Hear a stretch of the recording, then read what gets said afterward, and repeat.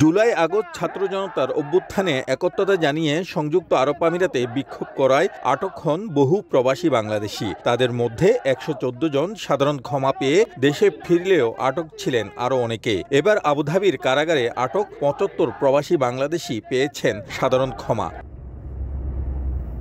স্থানীয় সময় শুক্রবার সকালে বাংলাদেশ মিশন কর্মকর্তারা আবুধাবির কারাগারে আটক প্রবাসী বাংলাদেশিদের সঙ্গে দেখা করেন। পরে মিশন থেকে জানানো হয়, আটক প্রবাসীদের মুক্তি ও দেশে ফেরানোর সার্বিক আইনগত প্রক্রিয়া শেষ করা হয়েছে। সাধারণ ক্ষমাপ্রাপ্তদের মধ্যে ৫০ জনের পাসপোর্ট পাওয়া গেলেও বাকিদের পাসপোর্টের খোঁজে তাদের কর্মস্থলে অনুসন্ধান চালাচ্ছে মিশন সহ দেশটির প্রশাসন। পাসপোর্ট না পেলে ট্রাভেল পারমিটের মাধ্যমে তাদের দেশে পাঠানো হবে বলে জানিয়েছে দূতাবাস।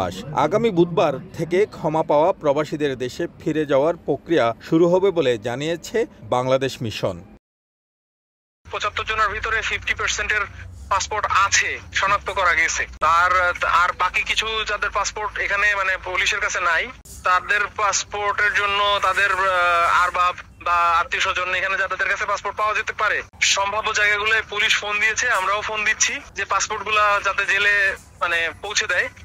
আর যাদের পাসপোর্ট নাই বা পাওয়ার সম্ভাবনা নাই, তাদের আমরা ট্রাভেল পারমিট দেওয়ার জন্য ফর্ম ফিল আপ করে তাদেরকে দিয়ে এসেছি এবং জেল কর্তৃপক্ষকে ওইভাবে নির্দেশনা দিয়ে আসা হয়েছে। মিশন সূত্রে জানানো হয়, মুক্তি পাওয়া প্রবাসীদের আমিরাত সরকারের পৃষ্ঠপোষকতায় বাংলাদেশে পাঠানো হচ্ছে। টিকিট সহ তাদের যাবতীয় খরচ বহন করবে দেশটির সরকার। দেশটির জাতীয় দিবস উপলক্ষে বন্দীদের মুক্তি দেওয়া হয়েছে বলেও জানান মিশন কর্মকর্তারা।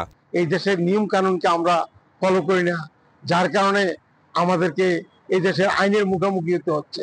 তারপরও এদেরকে বৃহত্তম কোন সাজা ১০ বছর ১৫ বছরের সাজা না দিয়ে সম্পূর্ণ মুক্ত করে দিয়েছেন। এর আগে গত ২৮ আগস্ট বাংলাদেশের অন্তর্বর্তী সরকারের প্রধান উপদেষ্টা ডক্টর ইউনূস আমিরাতে আটক প্রবাসীদের মুক্তি দিতে দেশটিকে অনুরোধ করেন। পরে আমিরাতের প্রেসিডেন্ট ২ ধাপে শতাধিক প্রবাসীকে মুক্তির নির্দেশ দেন।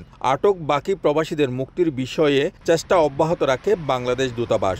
এর ধারাবাহিকতায় এবার সাধারণ ক্ষমা পেলেন ৭৫ প্রবাসী বাংলাদেশি। শিবলাল সাদিক, সময় সংবাদ, সংযুক্ত আরব আমিরাত।